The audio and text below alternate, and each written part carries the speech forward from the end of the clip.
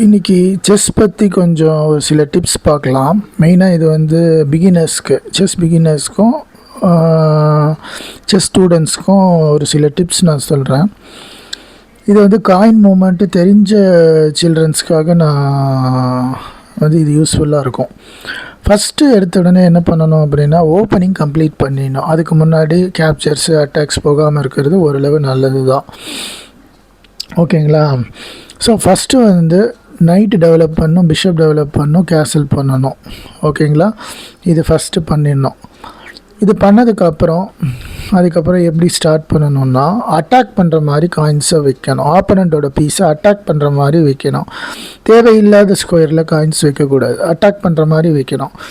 ஆனால் நீங்கள் அட்டாக் பண்ணுற மாதிரி வச்சுட்டு உங்களுக்கு ப்ராஃபிட் வந்தால் தான் கேப்சர் பண்ணணும். சில பேர் என்ன பண்ணுவாங்க, அட்டாக் பண்ணிவிட்டு உடனே கேப்சர் பண்ணுவாங்க. இந்த தப்பை நானும் செஞ்சுருக்கேன். அது மாதிரி நான் வந்து ஸ்டார்ட் பண்ணும்போது, கெரியர் ஸ்டார்ட் பண்ணும்போது அந்த மாதிரி பண்ணக்கூடாது. அட்டாக் பண்ணுற மாதிரி வைக்கணும். சரி சார், நான் அட்டாக் பண்ணுற மாதிரி தான் வைக்கிறேன், எப்போ கேப்சர் பண்ணணும்னு நீங்கள் கேட்கலாம். எப்போ நீங்கள் அதை கேப்சர் பண்ணணும் அப்படின்னா, உங்களுக்கு டாக்டிக்கல் அட்வான்டேஜ்னு செஸ் பிளேயர்ஸ்க்கு தெரியும். டாக்டிக்கல் அட்வான்டேஜ் வரும்போது கேப்சர் பண்ணலாம். கிங்கு வீக் ஆகும்போது கேப்சர் பண்ணலாம்.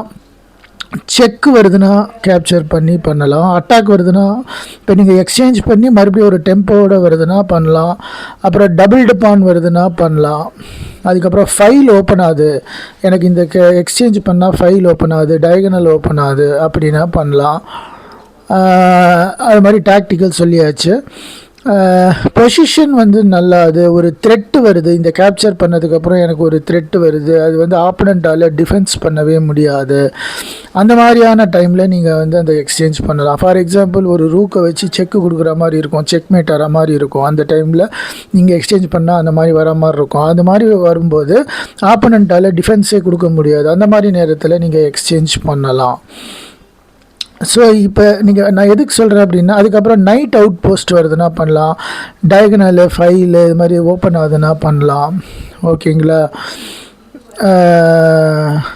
அதுக்கப்புறம் ஒரு பீஸ் வந்து ஒரு எக்ஸ்சேஞ்ச் டவுன் ஆகுது, அந்த டைமில் பண்ணலாம்.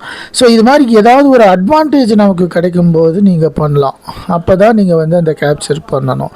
ஆனால் நீங்கள் பண்ண வேண்டியது எல்லாமே பிகினர்ஸ் என்னென்னா, ஃபஸ்ட்டு அட்டாக் பண்ணுற மாதிரி காயினை வைக்கணும். அது மாதிரி ஆப்பனண்ட் என்ன ஆடுறாங்க, டிஃபென்ஸ் வந்து நம்ம மட்டுமே ஆடிட்டு இருக்கக்கூடாது. ஆப்பனண்ட் என்ன ஆடுறாங்கன்னு பார்த்தானோம். கிங்கை வந்து சேஃபாக வச்சுக்கணும். கிங்கை தான் வந்து மெயினாக டார்கெட் பண்ணி கிங்கை வந்து செக்மேட் பண்ணுவாங்க. அதனால் நீங்கள் வந்து ஓரளவு உங்கள் கிங்கை வந்து சேஃபாக வச்சுட்டு அந்த பீசஸை அங்கேயே ஹோல்டு பண்ணி வச்சுட்டு, கூடுமான வரைக்கும் அந்த பீஸ் வந்து அதை ப்ரொடெக்ட் பண்ணுற மாதிரியான கேம்ஸை நீங்கள் விளையாடினா உங்கள் கிங்கு வந்து